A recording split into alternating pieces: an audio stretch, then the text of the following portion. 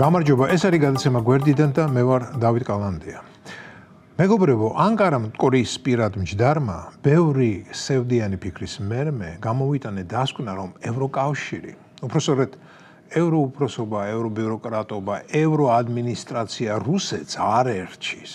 არა, კი ერჩის, მაგრამ ვეგეტარიანულად, იმიტომ რომ მეტის თავი არ აქვს. ამაზე მეტყველებს იმ მორიდებული სანქციების პაკეტები, რომლებსაც ევროკავშირი უკვე მეოთხე წელია რუსეთის წინააღმდეგ იღებს. კი იღებს, თუმცა ამავე დროს ეკონომიკურ კონტაქტებს რუსეთთან არ წყვეტს და საკმაოდ დიდ ფულსაც უხდის მას.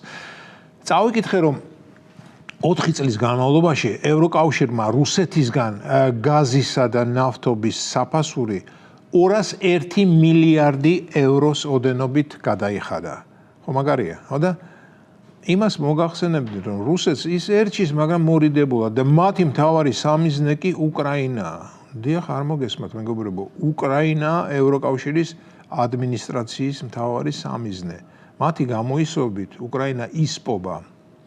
გვერდიდან ვუყურებ თუ რა ხდება აღმოსავლეთ ევროპაში და თავზე დარჩენილი თმა ყალზე მიდგება. ვერ ხვდები რა ხდება. უბრალოდ რაციონალურ მარცვალს ყველაფერ ამაში ვერ ვნახულობ. ევროკავშირს მშვიდობა რომ ზდომებოდა, ასე მგონია უკრაინა რუსეთის ომი დიდი ხნის წინ დასრულდებოდა.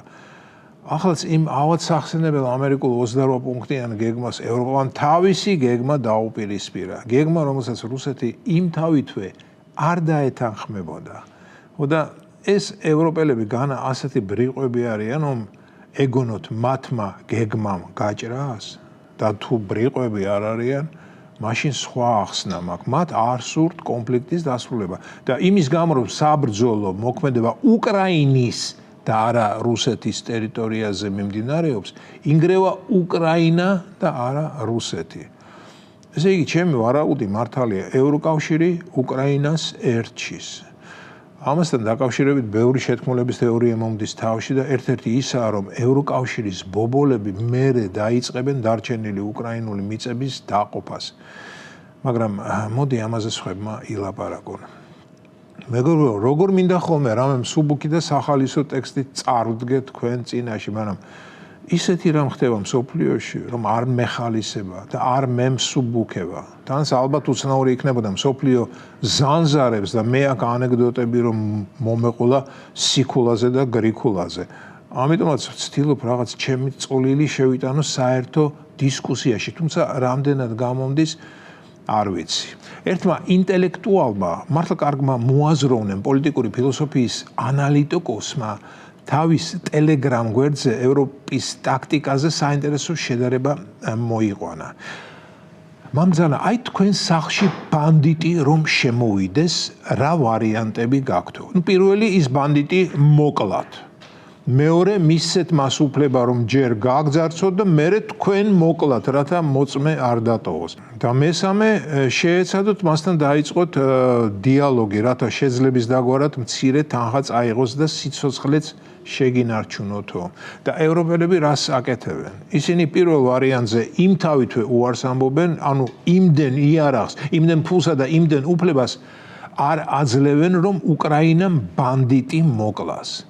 მეორე ვარიანტზე ისინი სიტყვიერად ამბობენ უარს და მთელ თავის ენერგიას კონცენტრირებენ მესამე ვარიანტის უარყოფაზე და ჯამურად ასე თუ ისე უკრაინა ისევ მეორე ვარიანტამდე მიყავთო. ანუ ფაქტობრივად მან თქვა ის რა დასკვნამდე მეც მივედი, მაგრამ უფრო ხატოვნად. მოკლედ, ასე გამოდის, რომ სანამ ბოლო უკრაინელამდე ღმერთმა დაიფაროს, რასაკვირველია, არ მიიყვანენ ქვეყანას, ევრობიუროკრატია არ მოისვენებს. მათ სურთ მთელი უკრაინა გადააქციონ ბუფერულ ზონად, რათა იქ მუდმივი სისხლისღრა გრძელდებოდეს. ახლა კი ყველაზე ცუდ რამეს ვიტყვი. ვინმეს თუ გონია, რომ ევროკომისრებს ერთი უკრაინელი ადამიანის სიცოცხლე მაინც ადარდებთ, ის ვინმე ცდება ევროკომისრებს არც უკრაინელის, არც რუსის, არც ქართველის, არც არ შემეშინდება ამის თქმა სომხის და ასე შემდეგ. სიცოცხლე არ ადარდებთ. მათ საკუთარი თავის გარდა არავინ ადარდებთ. მათ კარგად ახსოვთ ძველი ქართული ანდაზა ჯერ თაო და თაო. მეც კარგად მახსოვს ეს ანდაზა და არ ვიცი, იქნებ მათ ადგილას მეც ასე მოქცეულიყავი. არა, არ მინდა ამის დაჯერება, რომ მათ ადგილას მეც ასე მოვიქცეოდი.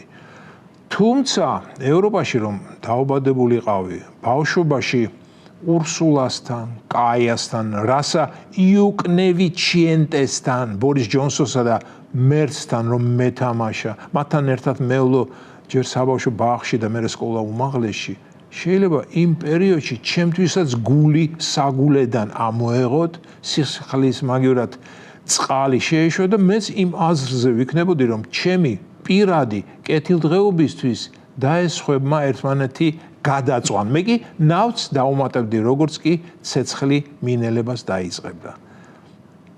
და მეგობრებო, ჩვენ თუ ევროკავშირის წევრები გავხდით, სადაა გარანტია, რომ ჩვენს მომავალ თაობას ასე არ აღზრდიან, თუ კი რასაკვირველია, ასე უკვე არ ხდება. ეს იყო გადაცემა გვერდიდან და მე ვარ დავით კალანდია.